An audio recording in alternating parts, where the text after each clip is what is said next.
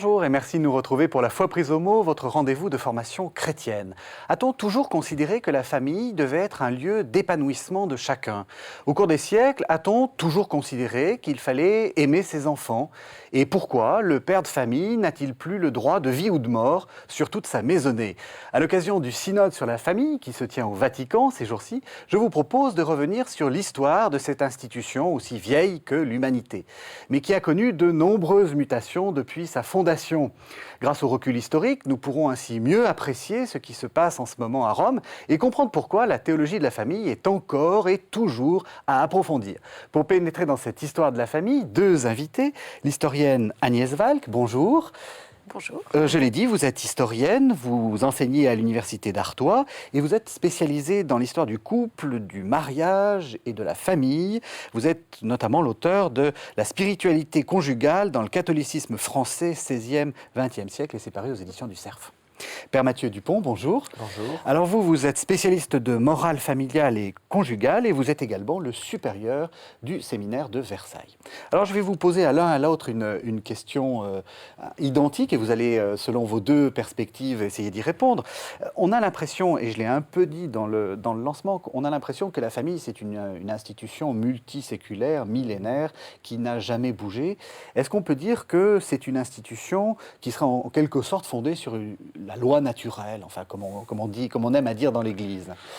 Comme on aime à dire. Comme on a du mal à dire un petit peu, parce que ce terme de loi naturelle, vous l'avez évoqué, est un peu piégé. Et c'est intéressant notamment de voir que le dernier concile, le Concile Vatican II, l'a peu ou pas usité.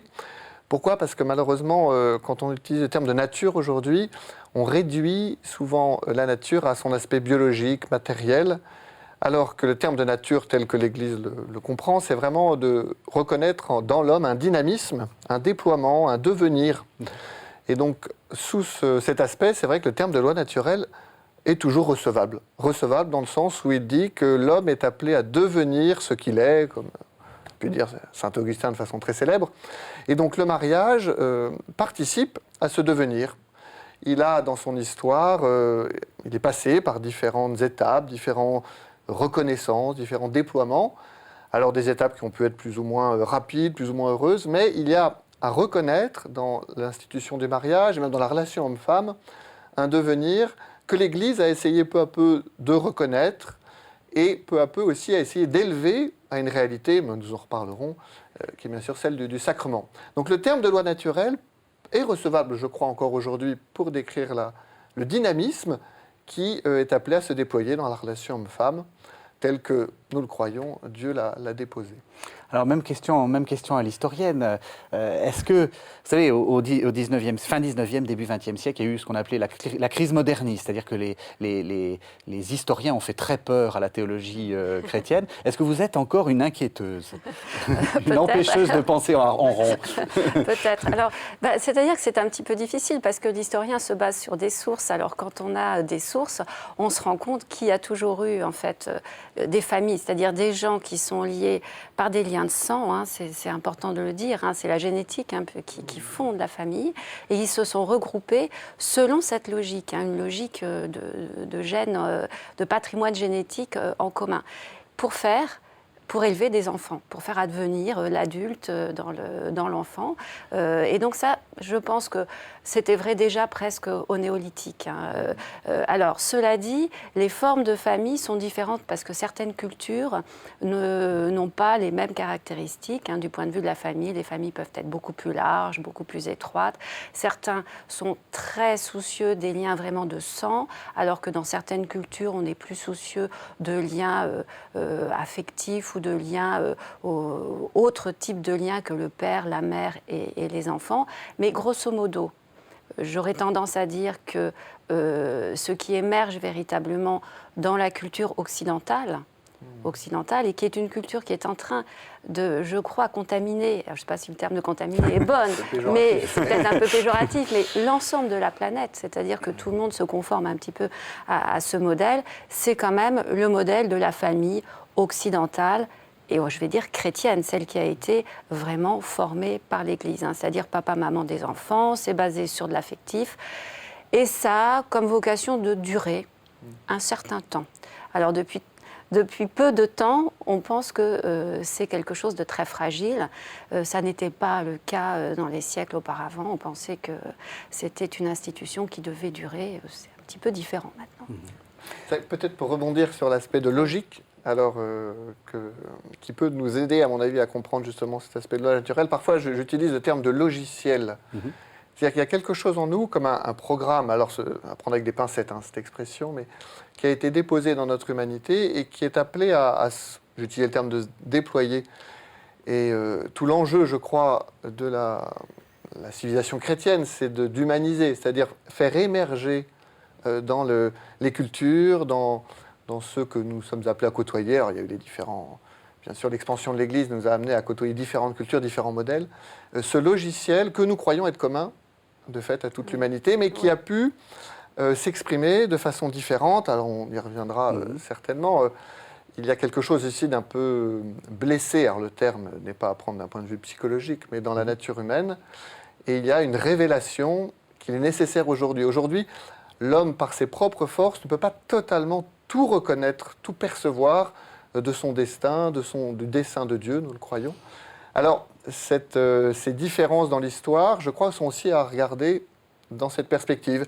Un logiciel, peut-être un peu chaotique, et qu'il y a à faire advenir, non pas contre la volonté de l'homme, non pas contre sa nature, mais au contraire pour déployer sa nature. Est-ce que vous iriez jusqu'à dire que c'est vraiment un cas d'école intéressant pour justement cette idée de ce que c'est que la révélation, c'est-à-dire une sorte de processus continué de révélation par Dieu dans l'histoire de ce qu'il est, de ce que nous sommes, etc. Alors il y a certainement la particularité du mariage, d'un point de vue, sans vouloir faire du catéchisme, c'est-à-dire simpliste, c'est une réalité naturelle, donc commune à tout homme, qui a été élevée à une réalité surnaturelle qui est le sacrement de mariage. On y reviendra. Et donc de ce fait-là, le mariage se trouve comme à la frontière entre le divin et l'humain.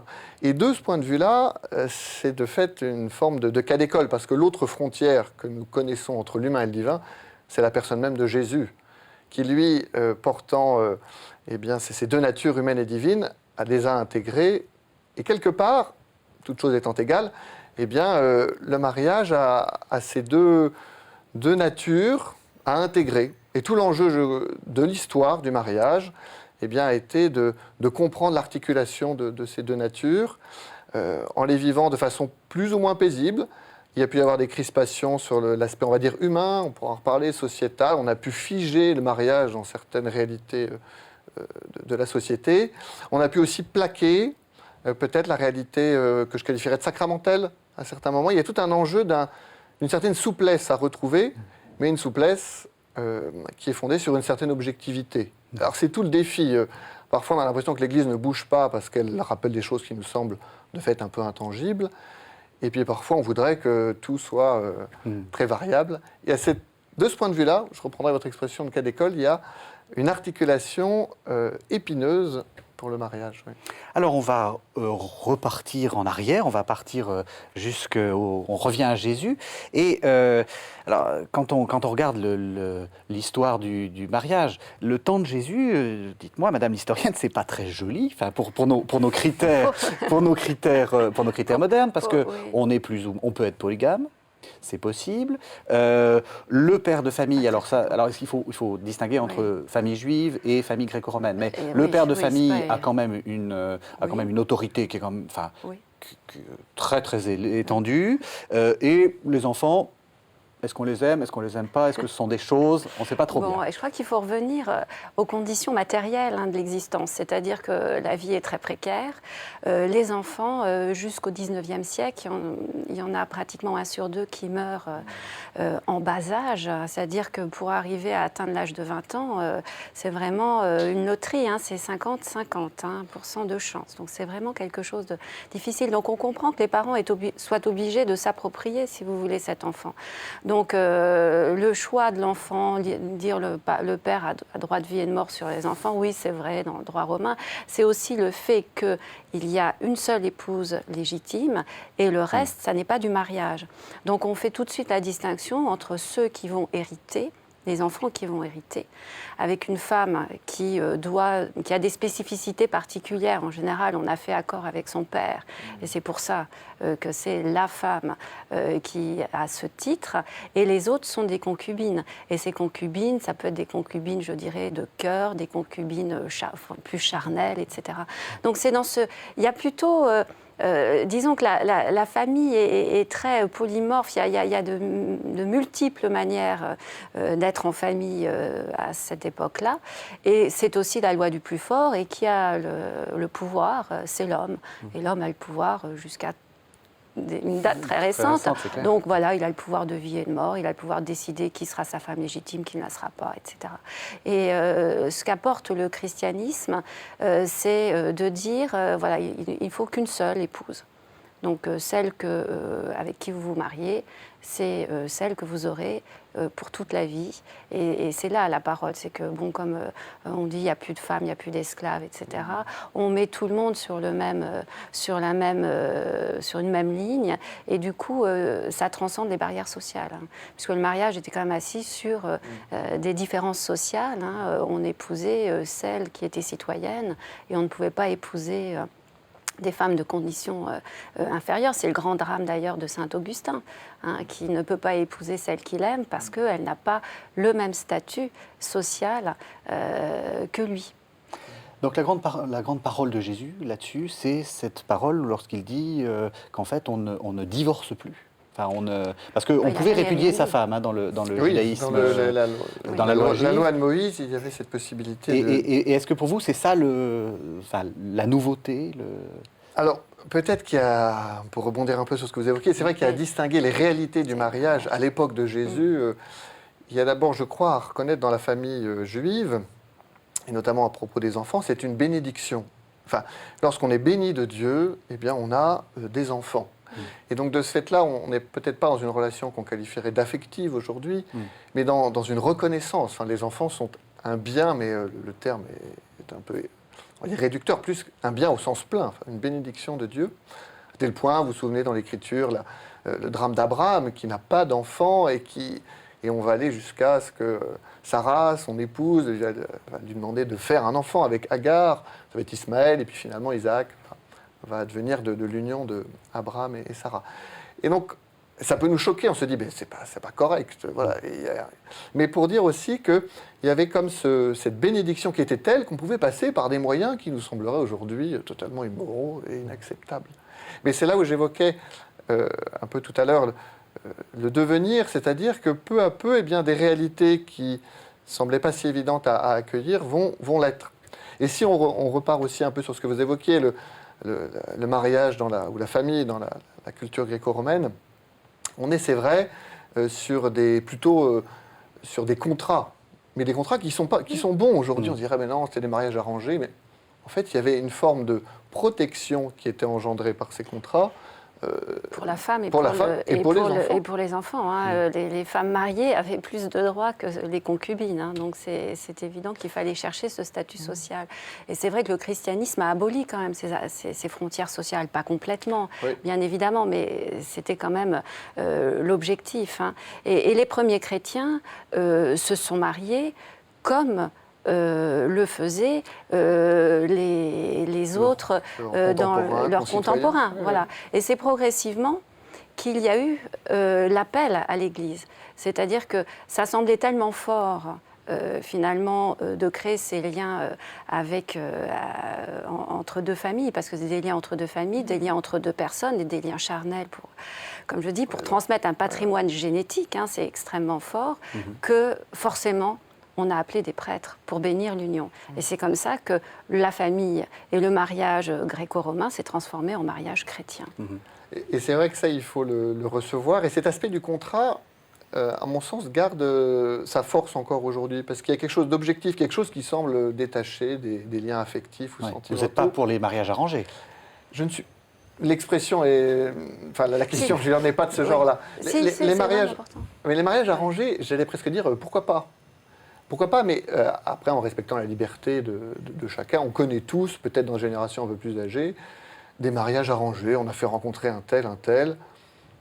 Ils sont retrouvés Est-ce qu'il y avait un élan affectif énorme au début? Peut-être pas, mais cet élan, en fait, a pu surgir après, et aujourd'hui est vécu dans une tendresse tout à fait de bonne aloi. Alors après ça, on a aussi des contre-exemples.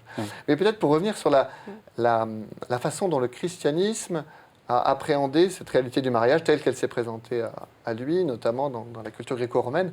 Il y a ce fameux passage, alors qu'on n'ose plus citer lors des mariages, de la lettre aux Éphésiens, « Femmes, soyez soumises à vos maris », etc. J'en ai un en réserve, juste Vous en avez après. un, mais ce que je trouve intéressant, c'est que Paul n'est pas un révolutionnaire au sens où on l'entendrait aujourd'hui. Il ne va pas remettre en cause la réalité du mariage telle qu'elle se présentait à son époque. Par contre, il va inviter ceux qui vivaient sous ce contrat à le vivre en frères et sœurs. Alors attention, en frères et sœurs, c'est-à-dire d'abord en frères et sœurs du Christ. Le premier verset qu'on oublie à chaque fois de ce fameux passage du chapitre 5 de la lettre aux Éphésiens, c'est « Soyez soumis les uns aux autres dans la crainte du Christ ». C'est-à-dire que c'est une autre logique qui va venir comme traverser de l'intérieur cette réalité du mariage telle qu'elle était vécue à l'époque gréco-romaine. En gros, Paul ne dit pas « il faut tout arrêter », il dit « vivez cette relation telle qu'elle est aujourd'hui », avec la particularité, c'est vrai, on y reviendra certainement, de l'unique. Parce qu'il invite les chrétiens à vivre de cette relation comme, alors là tout de suite on s'élève, j'espère que je ne vais pas vous perdre, comme le Christ a aimé l'Église, oui, c'est-à-dire d'un amour unique, particulier, mais qui va passer par la structure sociale telle qu'elle se présente à l'époque antique. Et je trouve ça intéressant, y compris pour le christianisme, de se dire qu'on va assumer une réalité sociale parce qu'elle nous donnait aussi la capacité de vivre cette relation homme-femme selon cette logique. Si j'utilise le terme de logique, comme je l'avais évoqué tout à l'heure, en allant un peu plus loin avec le terme de logiciel que j'évoquais, il y a un logiciel naturel, et il y a ce logiciel, on va dire, du Christ, qui va venir traverser ces relations telles qu'elles pouvaient exister. Et la conversion s'est opérée peu à peu. Sur la domination du masculin sur le féminin, c'est évoqué dans la Genèse, il a fallu des années, et nous y ne sommes pas encore, pour que cette conséquence du péché originel soit dépassée.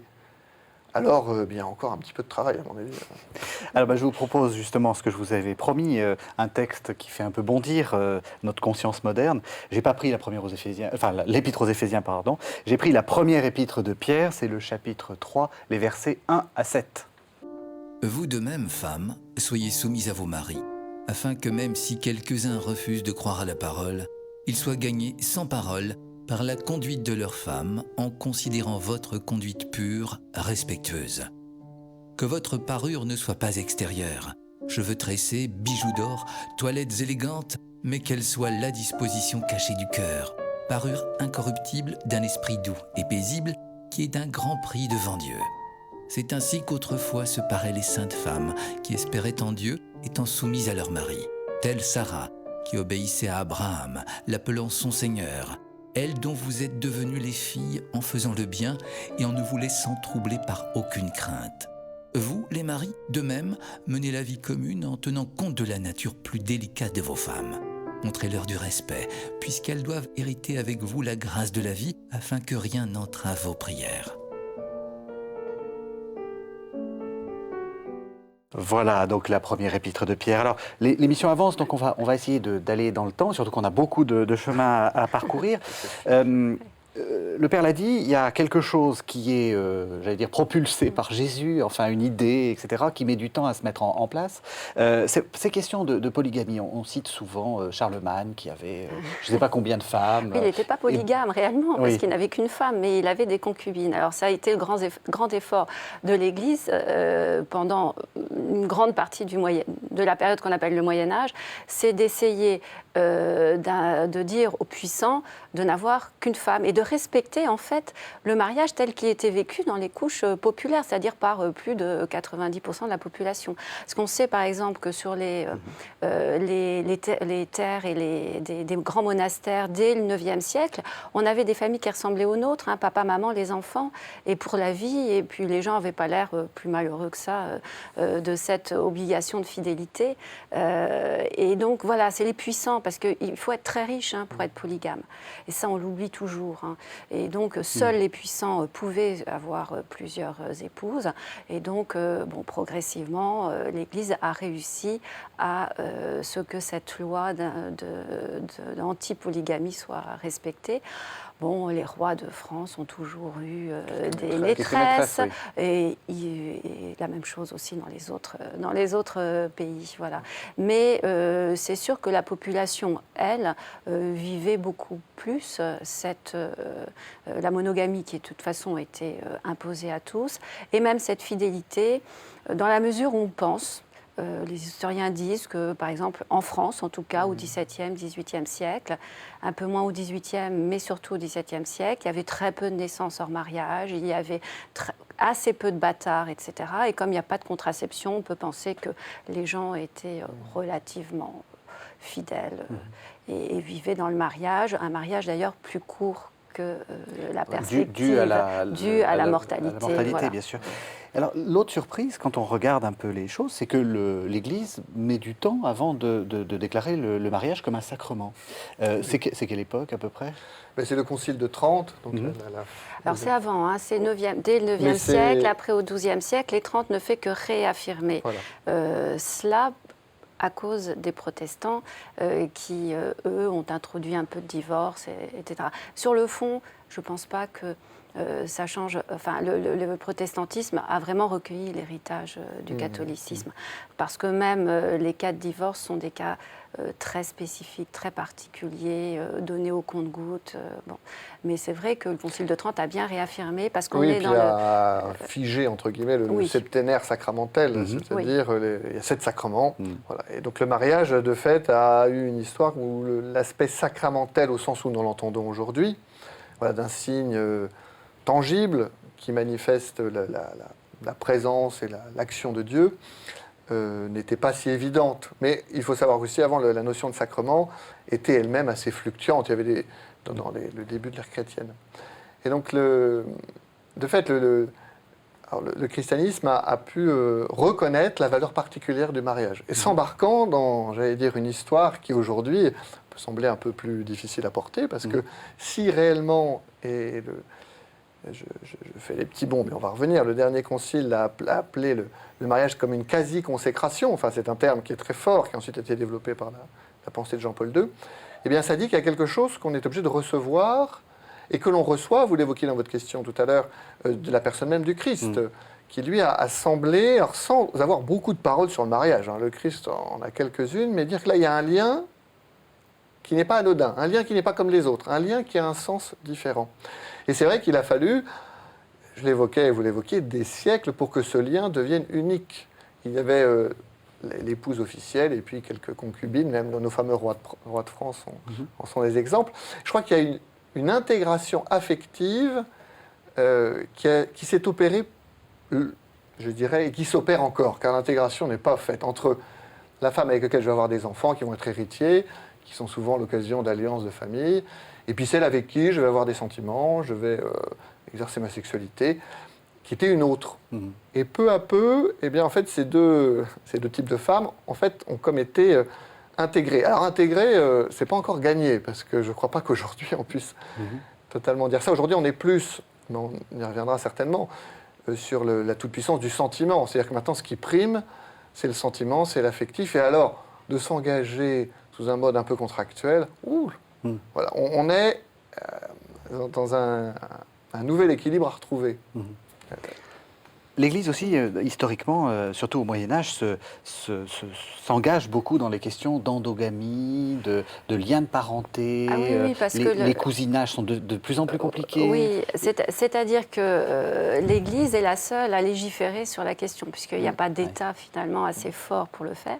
Et donc elle le fait avec pas mal de bon sens finalement, puisqu'on se rend compte que quand on se marie entre cousins, ça ne donne pas vraiment de très bons exemples. Les rois de France en sont aussi aussi des exemples, et les rois des autres royaumes. Et donc voilà, il y a tout un système de parenté. Alors, c'est pas, les mariages ont toujours été plus endogames, mais endogames, c'est-à-dire plutôt dans les mêmes régions, les mêmes villages, etc. Parce que les gens ne peuvent pas ne bouger moins, disons, et bouger moins. Enfin, les distances étaient bien sûr beaucoup plus grandes pour les personnes, donc ils étaient amenés à épouser quelqu'un du village d'à côté. Mais bon, c'est vrai qu'à l'occasion de l'édiction d'un certain nombre d'interdits, l'Église a pris un malin plaisir à mettre la mainmise sur les laïcs en leur disant exactement vous avez le droit, vous n'avez pas le droit, etc. Donc ça donne des documents, pour l'historien assez rigolos, comme des dispenses de parenté, des choses comme ça, où on voit poindre justement tout ce qui peut faire la richesse finalement d'un mariage, puisque par exemple au XVIIe siècle, l'argument envers l'Église, envers l'évêque, pour dire je veux épouser ma cousine, il y en a deux, c'est soit j'ai trouvé personne parce que j'ai une tare physique quelque part, soit je l'aime. Et c'est amusant parce que le mariage d'amour est réinsufflé à ce moment-là. Voilà. Donc, et ce que vous dites aussi, il y a autre chose qui est très intéressante dans ce que vous dites, c'est que c'est vrai que maintenant on a l'impression que l'Église, en gros, dans le mariage, gère le spirituel et quelquefois le coaching psychologique, et puis l'aspect administratif, l'aspect contrat est délégué à l'État. Alors que là, l'Église est tout à fait partie prenante. Bien sûr, mais ensuite il y a eu la laïcisation de tous les États en Occident, et donc c'est l'État qui a récupéré la gestion du mariage, et l'Église ne venant en général qu'après, ou se substituant à l'État. Il y a encore des pays où le mariage civil ou le mariage religieux a la même valeur, mais dans beaucoup de pays, il faut d'abord passer devant Monsieur le maire pour pouvoir se marier à l'Église. Ça change d'ailleurs, je pense, un petit peu le sens. Oui, c'est ça. Est-ce que vous croyez que ça change le sens de l'institution? Oui, un petit peu quand même, oui. Ouais. Ah oui, enfin, l'aspect, on va dire, privé, alors qu'on a pu entendre dans les années passées en disant l'aspect religieux est privé et donc ça vous regarde. Distinguer de ce qui est plutôt de l'ordre public est une distinction, voire même une séparation, mais qui dénature un peu la réalité même du mariage, Exactement. qui a comme objet, on l'a évoqué tout au début, justement d'intégrer, d'être ce que j'ai qualifié de frontière entre l'humain et le divin. Et donc, ces deux réalités-là ne peuvent pas être séparées. Elles le sont aujourd'hui, de facto. C'est vrai que je ne peux pas marier quelqu'un qui n'a pas été marié par Monsieur le maire, sinon je vais en prison. Mais cette séparation est artificielle. Alors, certains pays, de fait, il y a un concordage, je pense à l'Italie, par exemple, où le mariage religieux vaut pour mariage civil. Oui. Bon, mais au-delà de la célébration de ces rites-là, il y a cette distinction, séparation, ne nous permet pas, à mon avis, de percevoir le mariage dans sa globalité. Chacun, il y a des spécialistes de l'aspect plutôt civil et puis des spécialistes du religieux, alors que l'un et l'autre, en fait, sont appelés à s'interpénétrer, à s'enrichir même. Mais justement, c'est cette laïcisation du mariage qui fait que quand les pays ont adopté le divorce, il y a des croyants qui ont pu divorcer tout en restant mariés à l'Église. Et c'est là que, je pense, le nœud des questions actuelles sur la famille et le mariage se situe pour l'Église.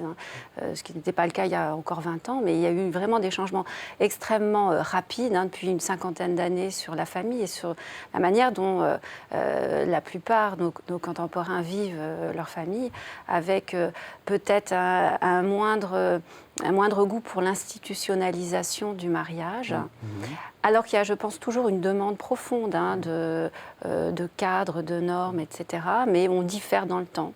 On peut vivre en union libre et puis ensuite, éventuellement, un jour, quand l'enfant arrive, se marier. Et donc là, peut-être que pour la première fois dans l'histoire, l'histoire du mariage est complètement déconnectée de l'histoire du mariage chrétien. C'est vrai qu'il y a une fragmentation, j'allais dire, de la façon d'entrer dans le mariage aujourd'hui. Et cette fragmentation, elle est aussi un peu le fruit de l'histoire. J'ai parlé d'intégration tout à l'heure. Est-ce qu'elle a réellement eu lieu à un moment? Si, elle a eu lieu. Certainement. Oui. Voilà. Mais cette fragmentation fait qu'aujourd'hui, le mariage chrétien tel que l'Église le promeut, semble être un cadre, on va dire, qui s'impose, un package. Et aujourd'hui, on n'aime pas les packages. Il faut qu'on puisse choisir, faire son marché. Et je crois qu'on a, alors pour le coup, pour l'Église, à arriver à rejoindre ces personnes qui vont y entrer à leur façon. Alors, D'abord, on va se connaître, habiter ensemble, avoir un enfant, puis ensuite, on va éventuellement, et ça arrive, pousser la porte de l'Église. L'idée n'est pas tant de condamner ces personnes, mais de dire, mais tiens, comment découvrir ce que peut-être, alors nous pourrions dire, on a fait rebrousse-poil, mais comment il y a quelque chose qui a été vécu et qui a été reconnu pour pouvoir entrer dans cette alliance qu'est le mariage, cette alliance entre Dieu et les hommes, et puis aussi cette alliance, je l'ai déjà dit, qu'il existe entre l'homme et la femme. Alors l'aspect institutionnel, l'Église a peut-être péché, je crois, en se calquant sur un modèle du mariage, tout en tombant dans la caricature, qui est celle un peu du 19e. On y arrive tout de suite. Bon, Très bien. je non, laisse, au contraire. Terminez votre phrase. C'est-à-dire que... c'est très bien. Alors, quand je dis le 19e, la famille bourgeoise, comme on dit, voilà. Et on voit bien que c'est péjoratif aujourd'hui, ces expressions. Alors qu'il y avait un équilibre qui existait, mais qui était, je crois, bon ou vivable, on va dire, au 19e, qu'il est de fait plus au 21e.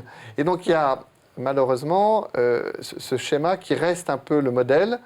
Aujourd'hui, on a à accompagner les générations qui sont celles de notre temps, non pas en se disant, tiens, il faut les ramener au schéma d'il y a 2 siècles, mais en inventant, au sens noble du terme d'inventer, c'est-à-dire de reconnaître une façon de vivre le mariage, avec cette objectivité que j'ai évoquée, ce logiciel naturel qui demeure. L'homme du 19e est le même que celui du 21e.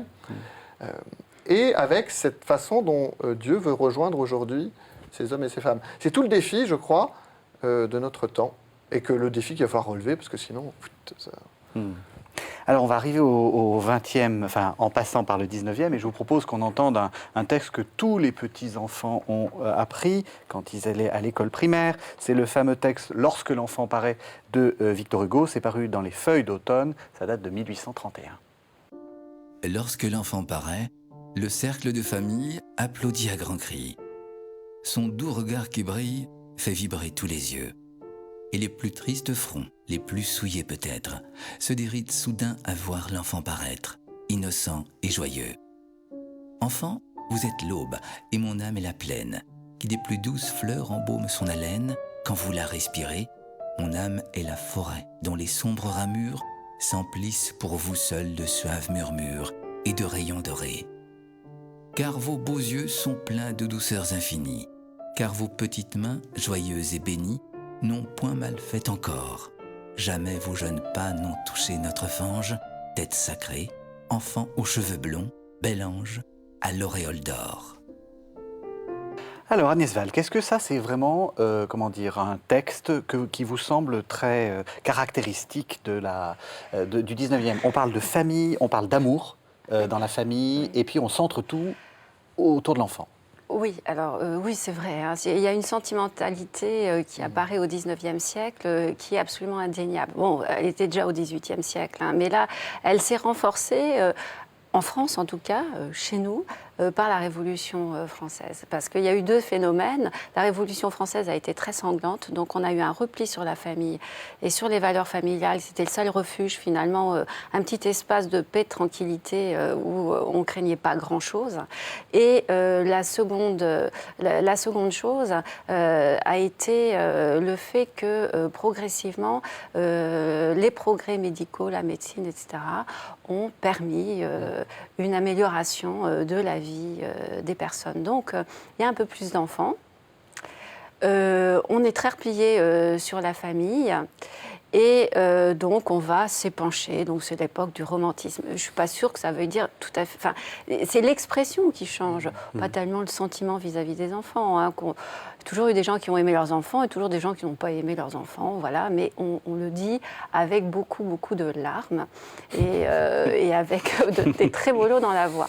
Bon, qu'est-ce que ça veut dire aussi? Ça veut dire qu'on est obligé de réagir contre la famille autoritaire. Parce qu'en fait, la famille bourgeoise, c'est quoi? C'est une famille autoritaire. En tout cas, et toujours, on est un peu franco-centré là, mais tant pis, parce que c'est quand même un modèle intéressant. Le Code civil a réaffirmé et a même imposé l'autorité du père de famille au-delà de ce ce qu'elle n'avait jamais été. C'est-à-dire qu'au XVIIIe siècle, le père de famille n'avait pas autant d'autorité qu'au XIXe. Donc, pour se prémunir contre ces difficultés d'être toujours en but à cette autorité paternelle, eh bien, on dégouline de larmes parce que, voilà, c'est quelque chose qui permet d'assouplir un petit peu ce phénomène. Voilà, donc c'est, je pense, quand même là les éléments importants. Et les éléments qui vont conduire effectivement à un changement et notamment à, alors pas l'avènement du mariage d'amour, parce que le mariage d'amour a toujours existé, mais la reconnaissance de ce mariage. C'est-à-dire que désormais, si on vous demande pourquoi vous épousez monsieur Tartampion ou mademoiselle machin, eh bien, ça sera, on ne vous dit pas, elle a un beau compte en banque, sa famille est proche de la mienne, ou bien elle a une maison à côté de chez moi. Non, je l'aime. Et si on dit autre chose, on n'est pas cru, ou alors c'est pas bien. C'est-à-dire, la morale s'est déplacée des logiques familiales à la logique exclusive du sentiment et du sentiment individuel. Et c'est là que ça a changé vraiment beaucoup de choses dans le mariage. C'est intéressant ce que vous dites, parce qu'on a l'impression, quand on lit effectivement le 19e siècle, que c'est le siècle du mariage d'amour. En fait, vous dites que c'est... Ça arrive tardivement, le mariage oui. d'amour. Oui. Non, mais vous dites que Oui. c'est en fait une expression sociale. Oui. C'est-à-dire que les gens ne s'aimaient ni plus ni moins qu'avant. Simplement, c'était Probablement bon pas. ton de dire qu'on l'aimait. À la fin du 19e seulement. Voilà, c'est même au début du 20e siècle qu'il y a eu une réforme au moment où on a réformé le droit du divorce. On a fait réfléchir un certain nombre d'académiciens pour savoir ce qu'il faudrait mettre un peu dans le code civil. Et il y en a un qui a dit il faudrait que le mot amour paraisse dans le code civil.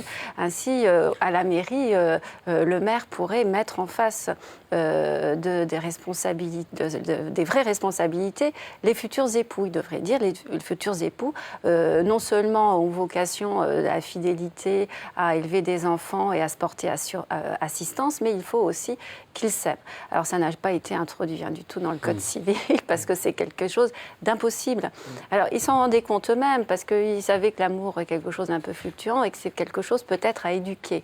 Alors c'est là peut-être que l'Église a un message à faire passer, c'est dans l'éducation, je pense, du sentiment, parce qu'on est arrivé à du tout sentiment et à du tout individualiste. C'est-à-dire, dans un couple, il y a quand même deux personnes, et s'il y en a un qui dit tout d'un coup, je ne l'aime plus, voilà, je veux divorcer. Donc c'est unilatéral. Est-ce qu'un couple, c'est vraiment ça? On est arrivé à un extrémisme de ce point de vue-là. Père Mathieu Dupont, est-ce que lorsque quelqu'un vous fait des préparations de mariage, vous dit je l'épouse parce que justement elle a beau compte en banque, est-ce que vous-même n'êtes-vous pas... on est tous victimes de cette idée qu'on doit forcément se marier parce qu'on s'aime et que la passion doit être à un degré terrible, parce que sinon c'est qu'on ne s'aime pas.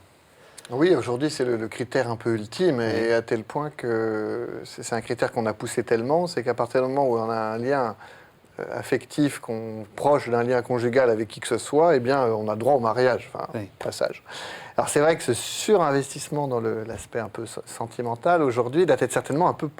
Alors, pondéré, et en même temps, on voit bien que ce que je viens de dire est irrecevable, mais ils s'aiment... Voilà. C'est qu'il y a peut-être à redécouvrir un peu qu'est-ce que c'est qu'aimer. Aimer, ce n'est pas uniquement ressentir des sentiments, c'est pas uniquement ressentir le cœur qui bat la chamade. Aimer, c'est un acte de toute la personne. Je vais, de fait, avoir cet élan qui me porte vers l'autre, et je vais choisir raisonnablement. Et c'est peut-être cette variable-là qu'on commence un peu à oublier. Raisonnablement, c'est-à-dire de tout mon être, eh bien, tiens, je vais te choisir. Et il n'y a pas plus belle preuve d'amour qui, bien sûr, est portée aujourd'hui, et c'est bon, par un élan amoureux. Mais il y a peut-être aussi un autre aspect du mariage. L'Église a toujours reconnu le mariage, enfin toujours, pas toujours, mais a formalisé récemment le mariage comme cette cellule de base de la société. Alors, en cela, elle n'est pas non plus très originale. Enfin, c'est quelque chose qui, quelles que soient les cultures, même dans d'autres cultures occidentales, existe ou a pu exister. Cette cellule de base dit bien que le mariage n'est pas uniquement l'affaire de deux individus, c'est qu'il a affaire à la société. Il y a quelque chose qui s'opère dans la cellule familiale qui va permettre d'irriguer la société. Il y a aussi cette toute belle expression du Concile, la famille comme l'école d'humanité. C'est-à-dire ce lieu où va se faire les premiers échanges, cette micro-société qu'est la famille. Donc on est ici pas uniquement sur un cadre, on va dire, affectif, on est sur une cellule, un fondement de la société qui va permettre à la société de se déployer dans une gratuité, dans un accueil de l'autre. Et toutes ces expériences fondamentales sont faites ou peuvent être faites dans la famille. Et est-ce qu'on peut aller même plus loin? Et Jean-Paul II, enfin, la réponse, c'est forcément oui, parce que Jean-Paul II l'a fait, donc c'est vrai. Est-ce qu'on peut aller jusqu'à dire que c'est aussi une église, une petite église? Alors, plus que Jean-Paul II, c'est le Concile Vatican II, oui, qui a appelé la famille. C'est déjà dans le Concile de Trente, c'est déjà dans, voilà, petite église domestique. Voilà, alors c'était repris de façon assez forte dans le Concile Vatican II, notamment dans la Constitution sur l'église elle-même. Donc, qui dit église domestique donne une valeur à la famille, alors un peu celle que j'évoquais de micro-société, mais dit aussi une logique de cette famille qui n'est pas fondée uniquement sur elle-même. L'Église n'est pas fondée uniquement sur elle-même. L'Église a son point d'équilibre dans le Christ. Et donc si le Concile a rappelé cet appel d'Église domestique, c'est aussi pour dire une logique de vie. Comment nous accueillons la parole de Dieu, comment nous accueillons la fraternité, comment la charité est appelée à être vécue dans la famille. Et on sait bien que ce n'est pas si évident, qu'il y a besoin de l'aide, pour le coup, de l'Église, de la grande Église. Et c'est vrai que ce souci de la famille, aujourd'hui, l'Église, là, c'est relativement récent, parce que peut-être qu'avant, il y avait aussi cette idée de... La famille existe, enfin, il n'y avait pas besoin de beaucoup soutenir. Aujourd'hui, on voit bien qu'il faut soutenir, révéler, et de fait, le pape Jean-Paul II a été très attentif à pouvoir avoir le souci de la famille. Et cet aspect-là, ce n'est pas uniquement pour permettre aux chrétiens de vivre entre eux cette relation si unique, c'est aussi pour permettre à la famille d'être acteur dans la société. On l'oublie trop, la famille a un rôle dans la société. Il y a la mission de la famille, en tant que telle, en tant que groupe, eh bien, est de pouvoir, au nom de l'Église, de fait annoncer l'Évangile, de pouvoir, ce que j'évoquais tout à l'heure, aider ses enfants à grandir humainement et spirituellement, et puis aussi vivre le pardon, vivre tout ce qui est propre à la vie chrétienne. La famille le permet. Et donc, il y a ces deux aspects, la grande Église qui veille sur la petite Église, et puis la petite Église, eh bien, qui va être missionnaire, au bon sens du terme, aujourd'hui, dans l'Église et puis dans la société, bien sûr. Agnès Valk, est-ce que vous, avec votre regard d'historienne, parce que là, ça y est, on est arrivé quasiment au XXe siècle, et puis maintenant on passe le XXIe, est-ce que vous diriez que c'est une institution qui a beaucoup bougé récemment? A beaucoup bougé très récemment, c'est depuis une cinquantaine d'années que ça a énormément bougé. Tout a changé. Je dirais que cette famille qui reposait sur un mariage indissoluble, monogame et fidèle, ces trois aspects sont des aspects qui sont critiqués par notre société et par notre modernité. Alors polygame, on va dire qu'il y a des divorces, donc il y a une polygamie successive, séquentielle, voire il n'y a plus de... Alors, il n'y a plus de mariage, mais je vais revenir là-dessus. Donc, l'indissolubilité, dès le 19e siècle, dans la plupart des pays occidentaux, on a fait droit à cette revendication avec des moyens un peu différents. Enfin, le droit n'était pas partout exactement identique.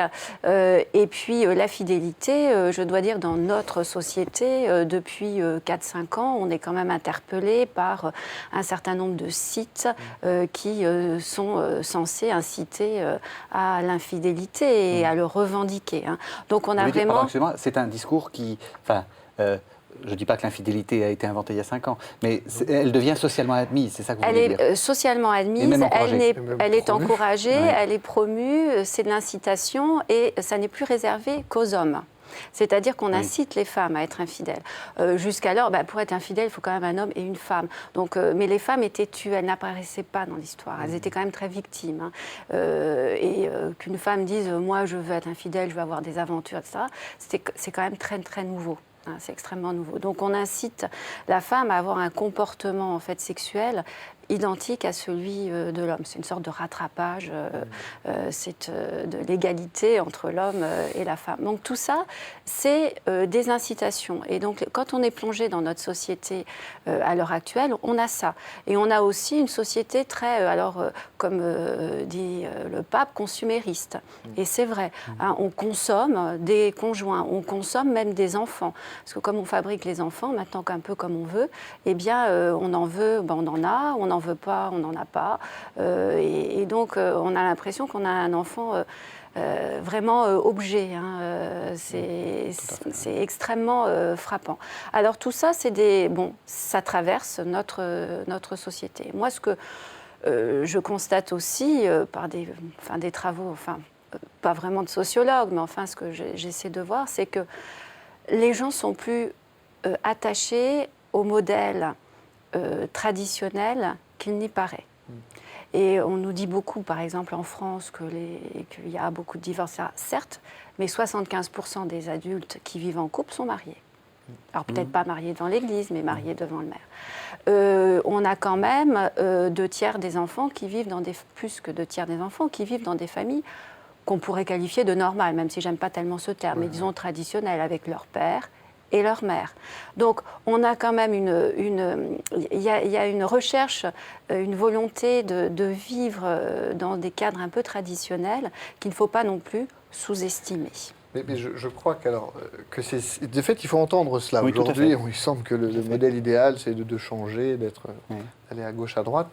Il y a toujours cette aspiration étonnante, et même que je vois chez les fiancés qui viennent se marier, ils veulent se marier, mais pour la vie. Oui. Alors qu'ils ont 12 000 exemples autour d'eux, que ça ne marche pas. D'où ça vient? Alors on pourrait dire que c'est les relents, la dernière queue de comète d'un modèle sociétal passé. Je ne crois pas, en fait. C'est quelque chose qui a une aspiration au cœur de l'homme, qui se manifeste dans ce pour toujours. Lorsque je dis je t'aime à quelqu'un, eh bien, le pour toujours est comme... si ce je t'aime a le poids qu'on pourrait y mettre, est toujours un peu sous-entendu. Et je crois vous évoquiez Jean-Paul II, une des forces de la théologie du corps, telle qu'on l'appelle, telle que Jean-Paul II a pu la développer, c'est justement d'essayer de relever le défi de ce que j'ai appelé plusieurs fois de l'intégration, de l'unité, en partant non pas d'une idée, non pas de la raison, d'abord, mais en reconnaissant qu'il y a en nous des dynamismes corporels, j'allais dire que nos contemporains sont assez friands. On voit bien que le corps est quand même exposé aujourd'hui. Et donc de repartir de là pour dire, qu'est-ce que nous dit ce corps? Quel est le chemin qu'il nous propose? Et je crois que nos contemporains ont encore, alors on pourrait dire une nostalgie, mais plus qu'une nostalgie, ça sonne, ça consonne, y compris avec les jeunes. Ces jeunes désirent toujours vivre un homme, une femme, des enfants. Alors après ça, le modèle, on va avoir un chien, une voiture, un pavillon, peu importe. Mais il y a toujours cet élan-là. Et le défi de l'Église aujourd'hui, c'est, j'allais dire, de reconstruire, mais je n'aime pas ce terme-là parce que ça sous-entendrait qu'on va reconstruire à l'identique, mais de reconnaître ces dynamismes qui appartiennent à la nature humaine, celle qu'on évoquait tout au début de notre émission, et de voir les chemins. Et tout le défi, ça va être d'inventer des chemins pour rejoindre nos contemporains, et je crois pour leur offrir une vie mais qui vaut le coup d'être vécue, parce qu'une vie heureuse, on nous vend, entre guillemets, un peu du rêve. La désillusion de tous ces fameux sites là où de rencontres, c'est une misère humaine. C'est non seulement une misère humaine, mais souvent une escroquerie, parce qu'en réalité, il n'y a personne derrière. Hein, voilà. On manque de femmes en général. Oui, c'est ça. Oui, c'est raison. C'est aussi voilà, très... donc c'est bon, mais c'est de la consommation. Voilà, et je crois qu'il y a une forme de satisfaction. On essaye d'être gavé. Mais qui ne satisfait pas, pour le coup, le cœur de l'homme. Et je crois profondément que ce que l'Église... Alors, elle a réinventé peut-être la façon de l'exprimer, de le dire là. Mais le trésor de notre message sur l'amour humain consonne toujours avec nos contemporains ce message de bonheur, de joie, alors qu'il y a, je me répète, à reproposer, de façon différente, certainement. Mais il y a une forme d'objectivité du mariage qui demeure. Quand je dis objectivité, alors tout de suite, ça fait un peu... Voilà, mais d'objectivité de notre vie. Nous ne sommes pas que ballottés à gauche, à droite par tout un tas d'influences plus ou moins bonnes. Et ça, nos contemporains, je crois, le perçoivent. Est-ce que vous diriez, et c'est ma dernière question, dans la longue durée, que là vraiment on a atteint une sorte de crise de la famille, ou est-ce qu'elle n'a pas cessé d'être en crise? C'est un peu pour tordre le cou à ces idées, vous voyez. Ah non, la famille, Ouais. oui, on est vraiment, non, moi je pense qu'on est vraiment dans une crise de la famille, parce qu'on est dans une crise de la société globale. Donc ça, on ne peut pas y échapper. Mais il y aura des bouleversements, mais qui ne veulent pas dire forcément que la famille va disparaître, parce que je pense aussi que c'est vrai que la famille a beaucoup de ressources quand même. Hein.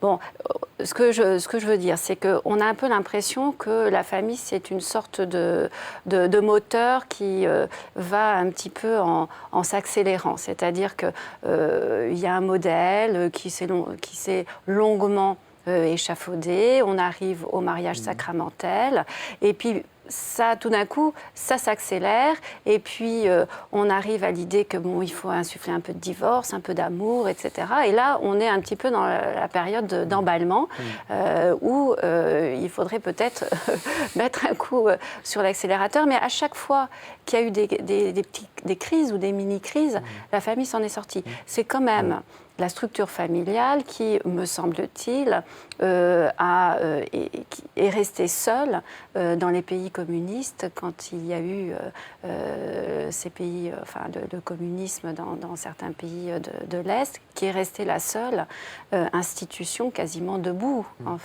et qui a été un ferment de révolte contre le totalitarisme. Et donc, il y a quand même, je pense, à faire fructifier cette part bonne de la famille qui permet aux individus d'être un petit peu au calme, d'avoir un petit peu ressort affectif, etc.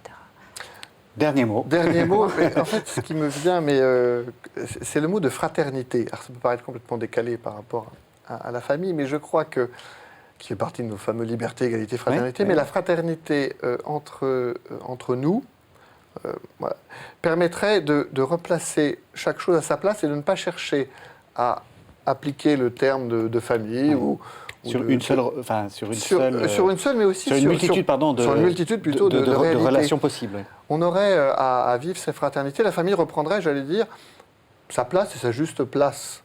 Et y compris dans la famille, l'aspect fraternel, c'est ce que j'évoquais tout au début, en fait, est presque premier. C'est-à-dire qu'avant d'être époux et épouse dans le mariage chrétien, eh bien, les époux sont frères et sœurs. Et que cette réalité-là, si elle était vécue d'un point de vue humain et aussi d'un point de vue spirituel, nous permettrait peut-être de vivre pleinement cette fraternité entre hommes, entre femmes, et aussi de reconnaître la particularité de fait du lien conjugal qui fonde la famille. Il y aurait certainement...